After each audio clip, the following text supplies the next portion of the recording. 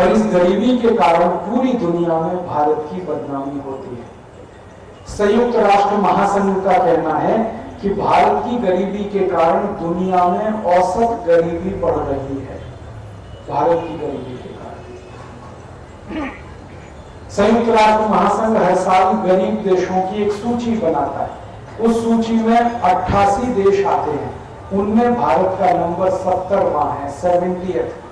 माने हमसे जास्ती गरीब सिर्फ 18 देश हैं दुनिया में, बाकी सब हमसे अमीर है। और हमसे जास्ती गरीब देशों में पाकिस्तान है, बांग्लादेश है, जो हमारा ही हिस्सा है।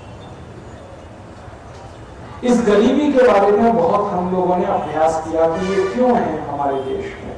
कई बार हमारे देश के कई लोग आपस में बात करते हैं ना, तो वो कहते हैं हम तो हजारों साल से गरीब हैं, भारत में तो हमेशा से गरीबी रही है।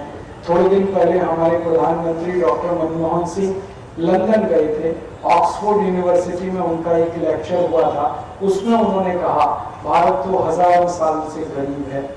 हमारे देश में अभी थोड़े दिन पहले वित्त मंत्री थे, उनका नाम था पी चिदम्बरम, अभी वो गृह मंत्री हो गए। पी चिदम्बरम के साथ तो मेरा झगड़ा हुआ था। इंदौर नाम का एक शहर है मध्य प्रदेश में, वहां एक न्यूज़पेपर निकलता है, उसका नाम है नई दुनिया। नई दुनिया नाम के न्यूज़पेपर ने एक पुस्तक का प्रकाशन किया और उसके विमोचन समारोह में मैं गया था और चिदम्बरम भी आए थे। चिदम्बरम ने वहां भाषण दिया और 40 मिनट ये कहा भारत हजारों साल से गरीब देश है, भारत हमेशा से गरीबी में डूबा हुआ देश है। मुझे बहुत गुस्सा आया। मैंने चिदम्बरम से एक सवाल पूछा, उसका जवाब नहीं दिया उसने। मैंने कहा भारत अगर हजारों साल से गरीब देश है तो अंग्रेज इस देश में 250 साल झक मार रहे थे। अगर हजारों साल से गरीब देश है क्यों आए? गरीबों के यहां कोई जाता है क्या? और वो भी 250 साल के लिए। और भारत अगर हजारों साल से गरीब देश है तो पुर्तगाली गोवा में 450 साल झक मारते रहे, क्यों आए यहां पे? भारत अगर गरीब देश है, अगर भारत हजारों साल से गरीब है तो फ्रांसीसी क्यों आए इस देश में?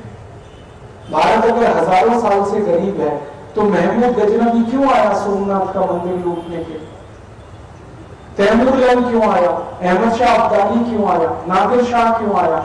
गरीबों के घरों में कोई लूट का मान मिलता है क्या? 1000 साल विदेशी लुटेरे इस देश में आए, अगर ये देश गरीब था तो क्यों आए? और कुछ लुटेरे तो आकर यहीं पर रह गए, 250 साल के लिए तो अंग्रेज रह गए, 450 साल पुर्तगाली रह गए, फिर ये बाबर आया, बाबर के बेटे और उसके बेटे के बेटे 300 साल वो रह गए। तो ये सब मूर्ख थे क्या जो गरीब देश में आके रहे?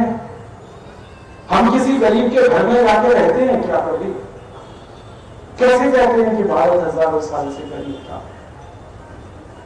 और ये चिदम्बरम और मनमोहन सिंह जैसे जो पॉलिटिशियन है ना, ये ऐसा दिमाग खराब कर रहे हैं पूरे देश का।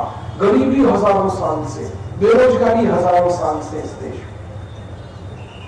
तो इन लोगों को जवाब देने के लिए हमने कुछ दस्तावेज इकट्ठे किए। उनमें से एक दस्तावेज है जो आपको कभी अभी सुनाता हूं, आस्था चैनल पे वो सब मैं दिखाने वाला हूं थोड़े दिन में। हमारे देश में एक अंग्रेज आया, उसका नाम था थॉमस वेब मैकॉले। 1834 में आया इस देश में। ये वही अधिकारी था जिसने शिक्षण लाया, अंग्रेजी शिक्षण। आप जो बार बार कहते हैं ना मैकॉले शिक्षण, मैकॉले शिक्षण, मैकॉले शिक्षण लाने वाला जो अधिकारी था उसका नाम था थॉमस बेबिंगटन मैकॉले। पूरा नाम उसका ये था, टीबी मैकॉले। ये 1834 में आया। तो ये भारत के जो गवर्नर जनरल हुआ करते थे उनकी काउंसिल का मेंबर बन गया।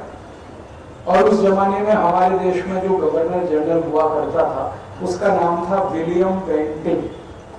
तो विलियम बेंटिंग ने इसको कहा मैकॉले को कि तुम पहले भारत को देख कर आओ, घूमो भारत में, सब जगह घूमो, उत्तर दक्षिण पूर्व पश्चिम सारे दिशाओं में घूमो और घूमकर पता करो, फिर मेरे साथ काम करो। उस समय गवर्नर जनरल जो था ना, हाईएस्ट पोस्ट थी। जैसे हम आज किसी को प्राइम मिनिस्टर कहते हैं ना, 1834 में वो ही पोस्ट गवर्नर जनरल हुआ करती थी। तो ऐसे समझ लीजिए कि भारत का प्रधानमंत्री विलियम बेंटिंग, उसकी काउंसिल का cabinet minister Thomas web Macaulay. तो ये मैकॉले ने कहा ठीक है मैं भारत घूम के आता हूँ। तो 1-1.5 साल उसने भारत घूमने में लगाया, उत्तर गया, दक्षिण गया, पूर्व गया, पश्चिम गया, लौट के आया। उस समय जो राजधानी थी भारत की वो कोलकाता में थी, कलकत्ते में। दिल्ली का राजधानी तो 1911 में बना, 1911 के पहले भारत का राजधानी कलकत्ता में था। तो जब वापस आया तो कोलकाता में एक मीटिंग हुआ, किसका? गवर्नर जनरल उस मीटिंग में प्रिसाइड कर रहा था और उसके कैबिनेट के सारे मेंबर्स बैठे हुए थे और मीटिंग का टाइम और डेट 2 फरवरी 1835, 2 फरवरी 1835 को ये मीटिंग हुआ कलकत्ता।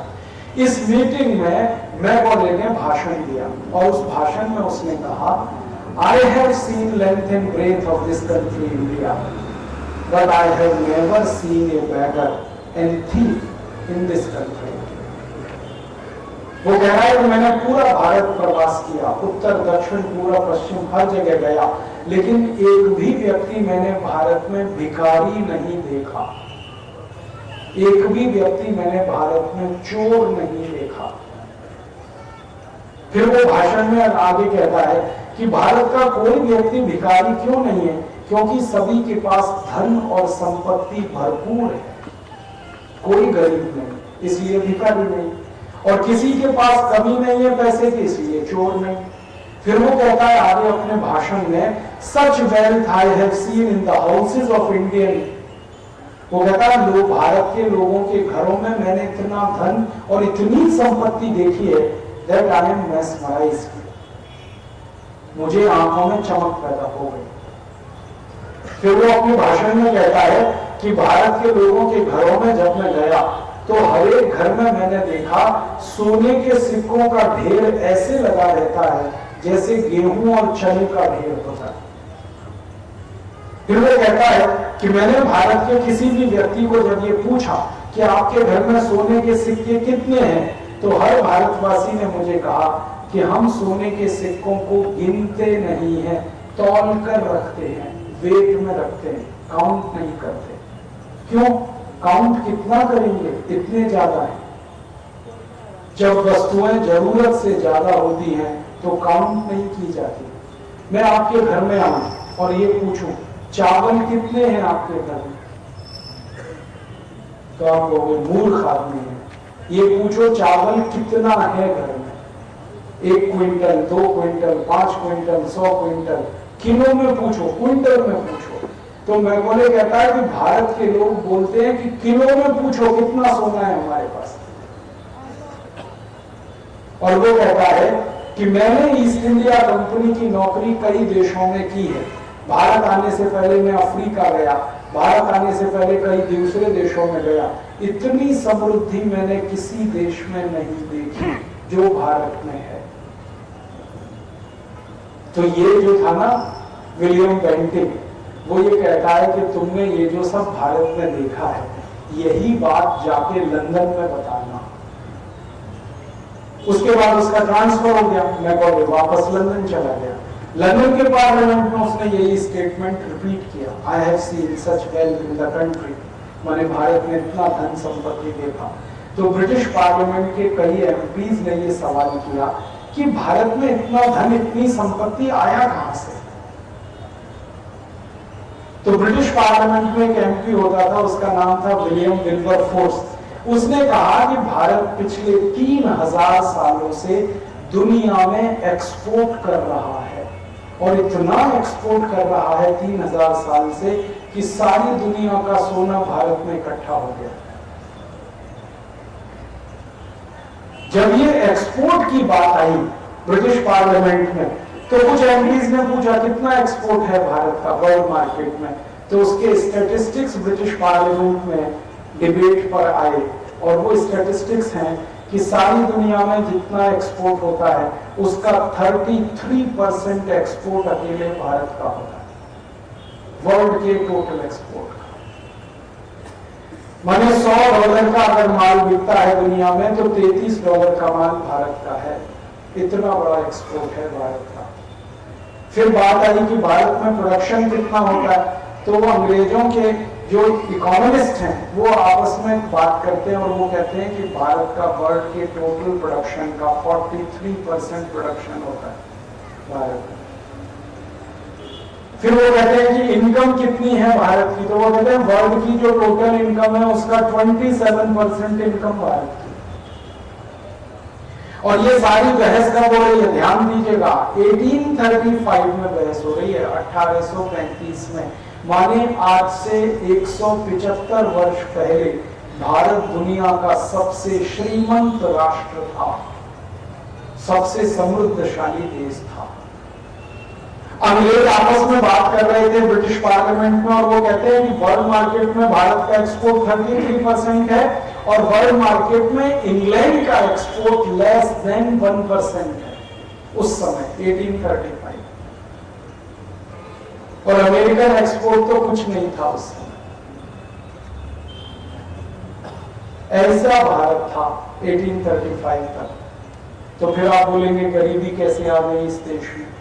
भारत के बारे में और एक जानकारी दूं, जब ब्रिटिश पार्लियामेंट में ये डिबेट हुआ और ये डिबेट के पेपर्स हम लोगों को पहली बार देखने और पढ़ने को मिले, तो हमारी जिज्ञासा हुई कि हम एक्सपोर्ट क्या करते थे ये पता लगा। तो डॉक्यूमेंट्स इकट्ठे किए और बहुत सारे डॉक्यूमेंट्स मिल गए। दुनिया में सब कुछ मिलता है अगर आप में मन में काम करने की तमन्ना। हमारे पास डॉक्यूमेंट्स मिले इस बात के कि हम 3000 साल वर्ल्ड में कॉटन क्लोथ्स एक्सपोर्ट करते रहे, सूती कपड़ा। 3000 साल हमने कपड़ा बेचा दुनिया में। और हमारा जो कपड़ा होता था ना वो प्रीमियम प्राइस पे बिकता था। भारत का कपड़ा जब जाता था ना बिकने के लिए तो तौल से बिकता था, वेट में बिकता था। अभी कपड़ा बिकता है लेंथ में, पहले बिकता था वेट में। तो भारत का कपड़ा तराजू में रखा जाता था और उसके बराबर वजन का सोना दूसरी तरफ रखा जाता था। हम सोने के बदले में कपड़ा बेचते थे। और 3000 साल हमने कपड़ा बेचा, इतना सोना कमाया कि सारी दुनिया का सोना भारत में आया, इसलिए भारत सोने की चिड़िया बना। फिर हमने कपड़े के अलावा स्टील बेचा, लोहा बेचा, 3000 साल लोहा बेचा। आपको सुनकर बड़ा गर्व होगा, सारी दुनिया को कपड़ा बनाना और कपड़ा पहनना भारत ने सिखाया। पूरी दुनिया स्टील बनाना सबसे पहले दुनिया में भारत ने सिखाया। ईंट बनाना, ब्रिक्स, सारी दुनिया को हमने सिखाया। ईंट से ईंट को जोड़ने के लिए जो चूना लगता है वो सारी दुनिया में सबसे पहले हमने बनाया। ये सारा कंट्रीब्यूट किया है भारत ने दुनिया को। और हम ऐसी 200 से ज्यादा वस्तुएं दुनिया के बाजार में बेचते थे, उसके बदले में हमको सोना मिलता था। और वो सोना उस समय एक्सचेंज का सबसे बड़ा मीडियम था। करेंसी चलती नहीं थी, सोने से सब कुछ एक्सचेंज होता था। तो सारे देश का सोना दुनिया का हमारे यहाँ आ गया, इसलिए भारत सोने की चिड़िया हो गया। एक इंग्लिश हिस्टोरियन हुआ, उसका नाम है विलियम डिग्बी। विलियम डिग्बी ने एक पुस्तक लिखा है, history of British India. History of British India के 7 वॉल्यूम्स हैं, पार्ट 1, पार्ट 2, पार्ट 3। तो फर्स्ट वॉल्यूम में विलियम डिग्बी ने लिखा कि भारत सोने की चिड़िया नहीं है, सोने का महासागर है। और उसने लिखा कि सारी दुनिया से नदियों का पानी जैसे बहकर महासागर में जाता है, ऐसे ही सारी दुनिया का सोना बहकर भारत में आता है। और इतना सोना इकट्ठा हुआ इस देश में कि भारत के लोगों ने सोने के मंदिर बना लिए। दुनिया में किसी देश में सोने की मस्जिद नहीं है, किसी देश में सोने का गिरजाघर नहीं है, इस देश में सोने के मंदिर हैं। आपको मालूम है कितने? आप कहेंगे अमृतसर का स्वर्ण मंदिर। ये अमृतसर का एक स्वर्ण मंदिर है, ऐसे 13,780 स्वर्ण मंदिर हैं इस देश में। अमृतसर का, गुरुवायूर का, कामकोटी कांचीपुरम का, त्रिचिन्नापल्ली का, कोयम्बतूर का, मैसूर में सोने के मंदिर, बेंगलोर में, हमारे भारत में तो सबसे बड़ा सोने का मंदिर तिरुपति बालाजी, सैकड़ों मीट्रिक टन सोना। उत्तर भारत में जाए तो वैष्णो देवी, सैकड़ों मीट्रिक टन सोना। ऐसे 13,780 सोने के मंदिर। और मंदिर कोई सोने के कब बनाता है? जब किसी देश और समाज में जरूरत से ज्यादा सोना आता है तब मंदिर बनते हैं। अदरवाइज सोने का इस्तेमाल पहले खुद किया जाता है, बचने पर मंदिर बनाए जाते। ऐसा देश था हमारा। फिर ये गरीब कैसे हुआ? ये गरीब हुआ अंग्रेजों की पार्लियामेंट में जब ये बहस हुई कि भारत के पास इतना धन, इतनी संपत्ति, इतना सोना है, तो ब्रिटिश पार्लियामेंट ने ये तय किया कि ये सारा भारत से इंग्लैंड में लाना है। कैसे लाएं? तो बिल्कुल फोर्स कहता है इसको लाने का सबसे अच्छा तरीका है लूटो, भारत को लूटो। तो लूटना कैसे है? तो वो कहता है एक तो ऑफिशियल लूटो और दूसरा अनऑफिशियल लूटो। ऑफिशियल लूटो, भारत के घरों में जाओ और ईस्ट इंडिया कंपनी के जो सैनिक और अधिकारी हैं उनकी मदद से सब लूट के लाओ। ये अनऑफिशियल। और ऑफिशियल लूट कैसे करो? तो वो कहता भारत के लोगों पे टैक्स लगा दो और टैक्स इतने लगा दो कि सारा धन भारत का इंग्लैंड में आ जाए। तो ब्रिटिश पार्लियामेंट ने सबसे पहला टैक्स लगाया इस देश पर, जिसका नाम रखा सेंट्रल एक्साइज ड्यूटी। ये टैक्स 1840 में लगा। और इस टैक्स का मतलब पता है क्या था?